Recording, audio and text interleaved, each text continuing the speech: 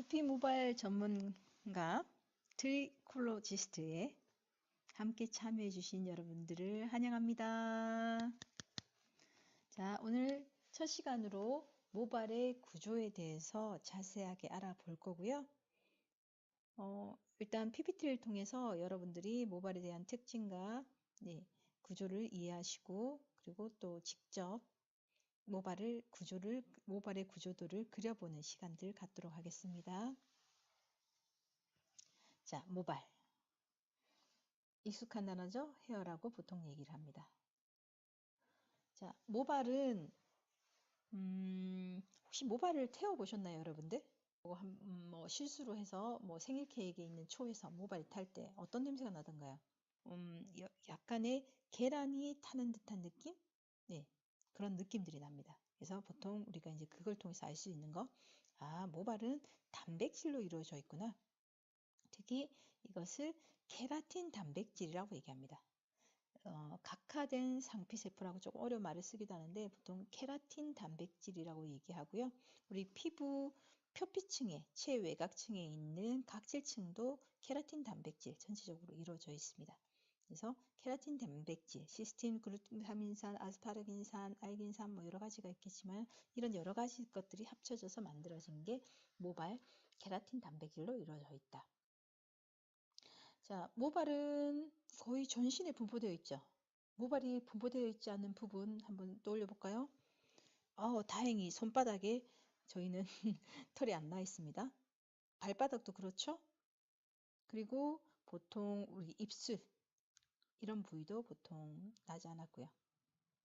그리고 유두 주위에는 있지만 실제로 유두에는 이 유두 같은 점막에는 털이 분포되어 있지 않고 그것들을 제외한 전신에 분포되어 있는 게 모발입니다.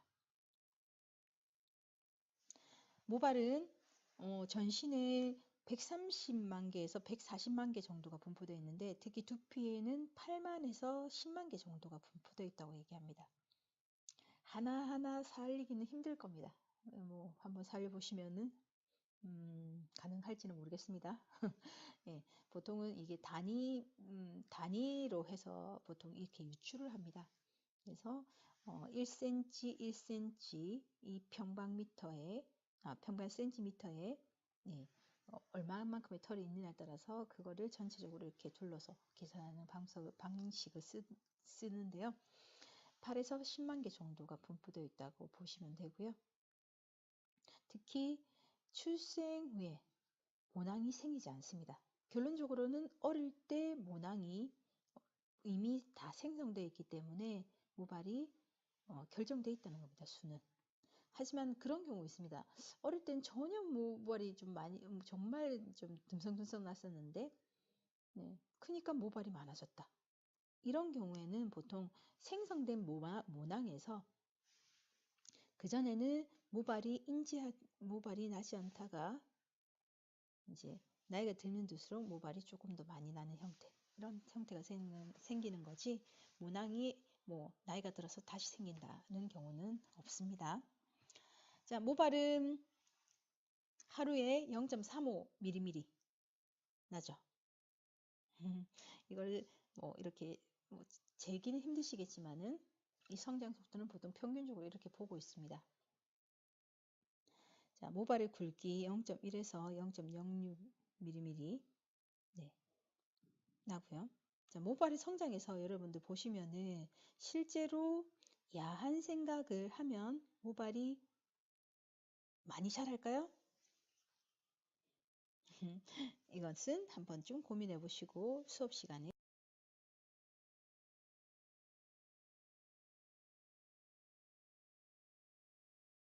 같이 의논해 보도록 하겠습니다. 자, 탈모의 수. 우리가 보통 뭐 머리를 빗거나 또는 뭐 샴푸를 할 때, 세발을 할 때 보통 빠지는 모발수. 이런 모발수가 하루에 50에서 100개 정도면은 평균이라고 보시면 됩니다. 하지만은 이게 이상이 올라갈 때 우리는 탈모라고 얘기할 수 있습니다. 아직은 탈모 아니시죠?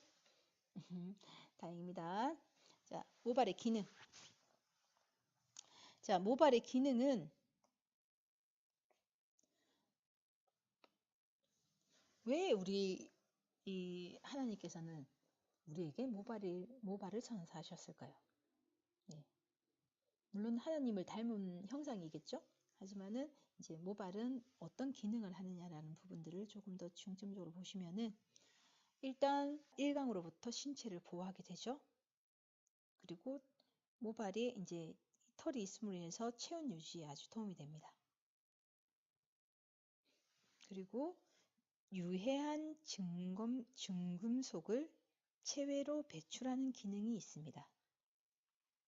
그래서 여러분들이 지금 많이 이제 그 연예인들 사건들이 일어나고 있죠. 자, 그 연예인들의 마약을 했니 안 했니라는 부분들에 있어서 이제 기간이 경과되면은 솔직히 확인하기 힘들잖아요.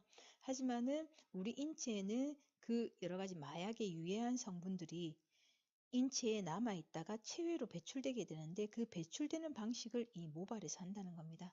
그래서 모발 미네랄 검사라는 것을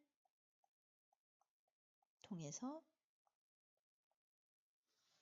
검사를 통해서 실제 유해한 중금속을 특히 마약이나 이런 부분들, 히로폰 이런 것들을 파악할 수가 있습니다. 다음 모발은 접히는 부위에 마찰을 줄여줍니다. 그래서 보통 우리가 흔히 말하는 애가부, 액와라고 얘기합니다. 겨드랑이 부위, 그리고 사타구니 부위, 서해부라고 얘기하죠. 이 부위에는 털이 나 있습니다. 또한 땀, 먼지로부터 눈을 보호하기 위해서 눈썹, 속눈썹에는 털이 나 있죠. 그리고 코털, 이건 한 번쯤 다 경험을 해보셨을 겁니다. 네, 훅 들어오지 않습니다. 이물질이 다행히 털 때문에. 그리고 털을 통해서 지각 통각을 하는 기능들을 털은 가지게 됩니다. 저는 지금 이제 이 시간에 여러분들이 좀 이해하셔야 될 부분, 여기에 있는 모모세포들은 기본적으로 이렇게 모발을 만들었는데 그 중심에 이 모모세포들이 어떻게 분열하는가에 따라서 뭐 수질이 되느냐, 뭐 피질이 되느냐, 뭐 소피가 되느냐에 따라서 틀립니다. 그래서 아래에 있는 모유두의 정점부에서 들어가면은 모수질, 그리고 중앙부에 모피질, 체외각층에 모표피가 존재를 하게 됩니다. 이렇게 형태가 조금 다르게 생겼죠. 이거는 이미지만 여러분들이 한번 좀 보시라고 준비했습니다. 자, 그러면은 이제 모관의 구조, 전체적인 모발의 구조를 배우셨다고 보면은 이제 하나하나의 머리카락은 어떻게 생겼을까라는 부분들을 좀 더 자세히 보도록 하겠습니다. 모수질, 모피질, 소피, 그래서 메둘라 코텍스 큐티클이라고 하는 모발은 이렇게 생겼고요. 그러면 각 부위의 특징을 보시면은 우리가 큐티클이라고 하는 것은 기본적으로 최외곽층에 존재를 하죠. 그러면서 이제 경질에 약간의 딱딱한 단백질로 되어 있습니다. 그리고 이것들이 기와장, 우리 이제 표피 조직을 배우셨으면 조금 더 이해하기 쉬우실 건데요. 이렇게 창층이 기와장 모양으로 생겼습니다. 그리고 이것들이 이제 그 기본적으로 비늘 모양으로 생겼는데 이것도 나름 이제 사람마다 다 틀리다고 얘기해요. 그래서 문리에 따라서 이 사람의 이제 그 어떻게 머릿결이 생기느냐에 따라서 이제 그 사람을 구분할 수 있는 거죠. 네. 그리고 특히 이 모소피는 흑인의 경우 거의 15개 층으로 가장 두껍다고 얘기합니다. 이 모소피가 하는 역할은 모피질 안에 있는 피질에 있는 여러 가지 이제 특히 나중에 아시겠지만은 간첩 물질들 이런 물질들을 이제 기본적으로 보호하는 역할, 그리고 모발이 건조를 하지 않게끔 막아주는 역할. 자, 건조를 막아주기 쉬우면 어떻겠습니까? 친유성 부분이죠. 우리 모발이 구조에서 잘 배우셨겠지만은 땀과 피지가 분부가 되죠. 모공을 통해서. 그러면 그 분비된 땀과 피지는 뭘 감싸고 돕니까? 피부도 이렇게 감싸지만은 모발도 이렇게 감싸서 친유성 부분을 이루게 되는 겁니다. 그래서 모발이 윤기 있게 만들어주는 부위고 그 부위 체외곽층을 헤어 큐티클이라고 얘기하는 겁니다. 이것들은 특히 물리적 자극에 마찰에 약합니다. 그래서 여러분들 그 혹시 그 후카시? 일본식 표현인데 이제 후카시 하면 더 잘 아실 것 같습니다. 그래서 머리카락을 이제 거꾸로 세워서 머리 빗을 쭉 이렇게 하는 후카시의 경우에는 모발이 좀 더 손상이 많이 되는 역할을 현상을 보실 수가 있습니다. 자, 다음 보시면은 이렇게 생겼고요. 모피지, 코텍스 보면 가장 중요한 부위죠. 모발에서 가장 중요한 부위인 모피질. 그래서 헤어의 모든 성질을, 그러니까 모발의 모든 성질을 좌우할 수 있는 부위고요. 이 부위는 피질 세포라는 것으로 이루어져 있고요. 그리고 여기에 가장 중요한 간층 물질들이 촘촘히 쌓여져 있습니다. 그래서 여기는 또한 이제 멜라노사이트라고 하는 색상을 형성시켜주는 이 세포들이 몰려져 있기 때문에 우리가 보통 염색을 할 때 여기에까지 이제 소피라고 하는 2층을 뚫고 여기 모피질상에 들어가야지 실제적으로 염색 또는 컬, 파머, 펌, 스트레이트 이런 것들이 가능해지는 겁니다.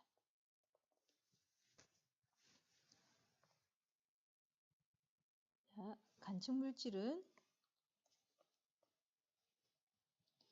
기본적으로 보통 섬유와 섬유 사이라고 했는데 우리 보통 단백질이라고 하는 것은 기본적인 섬유입니다. 그래서 교원 섬유, 엘라스틴 섬유 이런 식으로 해서 섬유로 이루어져 있는데요. 그래서 이 섬유 사이를 채우고 있는 물질인데 형태가 좀 이렇게 결정되지 않은 단백질로 이루어져 있습니다.